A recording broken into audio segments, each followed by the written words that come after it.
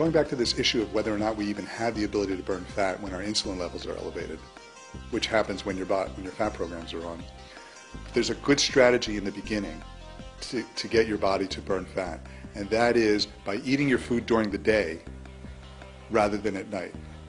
Because if you eat your food during the day rather than at night, then at night your insulin levels start to lower, and you go long enough so that your insulin levels lower and your body can start burning fat.